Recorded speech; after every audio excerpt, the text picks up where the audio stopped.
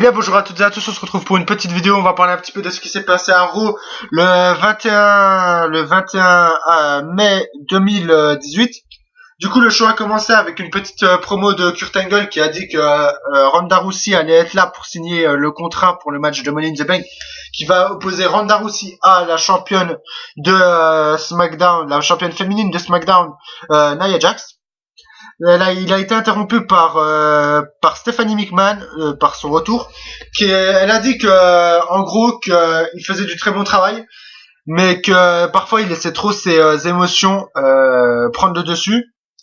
Elle a pris comme exemple l'histoire de Roman Reigns avec Jinder Mahal. Roman Reigns est intervenu pour lui dire que si Stephanie McMahon avait quelque chose à dire sur Roman Reigns, elle avait que le dire à Roman Reigns directement. Roman Reigns a en gros reproché à Stephanie McMahon de trop jouer autour de ses superstars favorites et que Roman Reigns allait les détruire une par une, toutes les superstars préférées de Stephanie. J'ai l'impression que le public était il commençait un petit peu à avoir de l'espoir, parce que ça pourrait annoncer par exemple un futur heel turn de Roman Reigns. C'est ce que beaucoup de gens attendent. Stephanie McMahon a dit qu'elle avait pas de superstar favorite, elle fait ce qu'il y a de mieux pour le business, la fameuse phrase des McMahon. Ensuite, il y a Kevin Owens qui est venu en disant qu'il remerciait Roman car c'est un peu grâce à lui s'il a réussi à se qualifier, car il a éliminé Jinder Mahal. Enfin, il a démoli Jinder Mahal avant le match la semaine dernière. Il y a une séquence que j'ai un petit peu aimée, c'est quand Kevin Owens a mis son bras sur l'épaule de Stephanie McMahon. J'ai trouvé ça assez marrant. Stephanie McMahon évidemment n'a pas supporté ça. Mais elle a annoncé ensuite un match Kevin Owens contre Roman Reigns qui a eu lieu juste après. Il y a eu donc Kevin Owens Roman Reigns qui s'est terminé par une intervention de Jinder Mahal. Jinder Mahal et Kevin Owens étaient à 2 contre Roman Reigns. Intervention du champion intercontinental Seth Rollins, qu'il est arrivé pour aider Roman Reigns face à Jinder Mahal et Kevin Owens. Il y a eu un match entre les deux camps, du coup, les anciens frères du Shield, Roman Reigns et Seth Rollins contre Kevin Owens et Jinder Mahal. Victoire à la fin, évidemment, de Seth Rollins et Roman Reigns, mais en haut de la rampe, avant de rentrer dans les vestiaires, Jinder Mahal a attaqué Roman Reigns et Seth Rollins avec une chaise.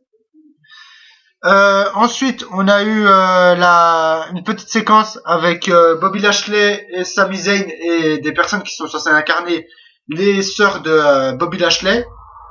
En gros, Sami Zayn a essayé de les humilier, mais quand Bobby Lashley est arrivé, il a détruit tout le monde. Il n'a pas réussi à vraiment choper Sami Zayn, mais il a détruit les 3 personnes qui étaient censées représenter ses sœurs. Ensuite, on a eu les Breezango qui ont affronté The B-Team, qui est donc le nouveau nom de Curtis Axel et Bo Dallas. Victoire de Curtis Axel et Bo Dallas, qui à chaque fois c'est une explosion quand ils gagnent. Enfin, ils ont gagné 2 matchs quoi. Ils sont allés embrasser les commentateurs. C'était drôle de voir ça. Ensuite, on a eu Ember Moon contre Alexa Bliss, victoire de Ember Moon avec une magnifique Eclipse. La prise sa prise de finition. C'est une prise que je trouve vraiment très impressionnante et voilà, c'est une prise que j'aime beaucoup et j'aime beaucoup Ember Moon. De toute façon, c'est ma woman préférée actuellement, que ce soit Raw à SmackDown. Donc ça me fait super plaisir quand je la vois gagner un match ou quand elle utilise sa fameuse prise de finition Eclipse. Ensuite, on a eu la signature de contrat entre Nia Jax et Ronda Rousey.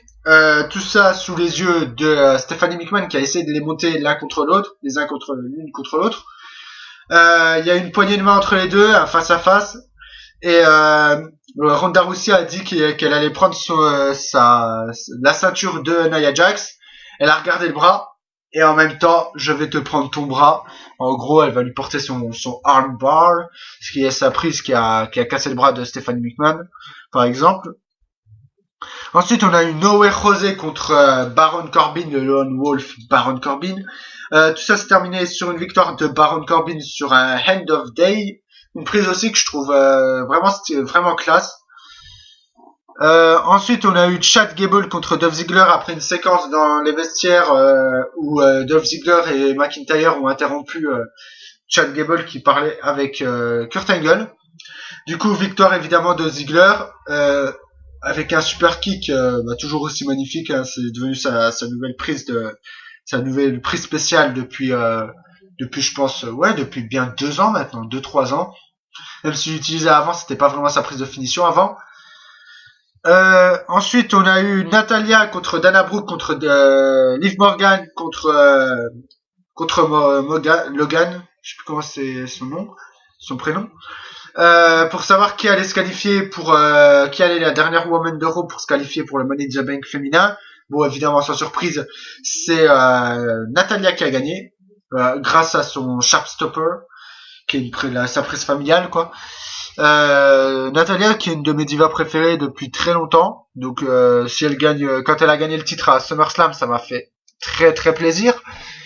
Ensuite, on a eu une petite séquence dans les coulisses avec Jinder Mahal qui a dit qu'il avait pas peur de son futur match la semaine prochaine contre Seth Rollins pour le titre intercontinental et qu'il avait pas peur de son match contre Roman Reigns à Money in the Bank.